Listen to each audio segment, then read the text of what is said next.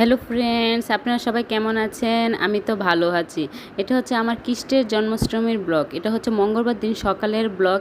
এই যে এখানে আমি থালা বাসন ধুয়ে নিচ্ছি, পায়েস রেডি করে নিচ্ছি, তাল ভিজিয়ে রাখছি, তারপর লুচির জন্য ডু মাখায় রাখছি, এই যে পায়েসের জন্য চাল ভিজিয়ে রাখছি। এটা আসলে আমি তাড়াহুড়া করতেছিলাম, এর আগেও ঠাকুরকে একটু ছোট্ট করে পূজা দিয়ে নিছিলাম। এখানে যে আমি তালের পিঠা ভেজে নিচ্ছি, কারণ আজকে সকাল 7টার মধ্যে মনে হয় বুক দিতে হবে, তাই আমি একটু তাড়াহুড়াই করছিলাম একটু। এই যে এখানে পায়েস রেডি করে নিচ্ছি, কিছু তালের পিঠা তখন আমার ভাজাও হয়ে গেছিল। তারপরে তাড়াতাড়ি করে লুচিগুলো বেলে তারপরে তেলে ভেজে নিচ্ছি, কারণ তাড়াতাড়ি পূজা দিতে হবে, তার জন্য একটু তাড়াহুড়োই করছিলাম। এই যে আমার লুচিগুলো কিছু রেডি হয়ে গেছে, আর কিছু রয়ে গেছে বানানোর বাকি। আর এখানে আমার সবগুলো তালের পিঠা বানানো হয়ে গেছে, আমি লুচিও হয়ে গেছে, আমি ঠাকুরের কাছে সব নিয়ে আসছি।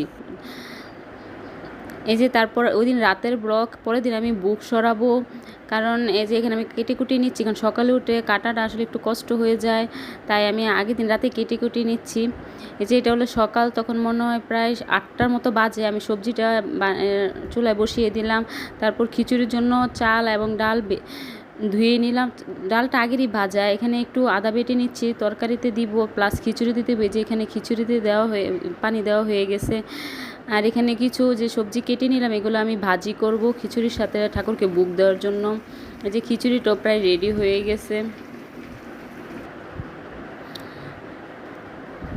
আর এই যে এই সবজিগুলোতে আমি হলুদ আর লবণ মেখে নিলাম, এগুলো আমি ফ্রাই করে নিব তেলে।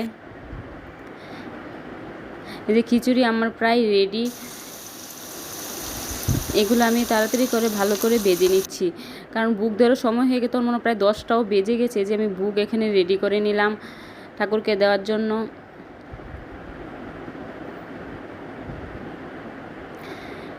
তারপর আমি রেডি হয়ে আমার ছেলেকে স্কুল থেকে গিয়ে নিয়ে আসলাম। এই যে ও আবার খেতে পারে না ভাজি ভুজি সবজি, যে ও যোগে একটু আলু ফ্রাই করে দিলাম। Okay viewers, by.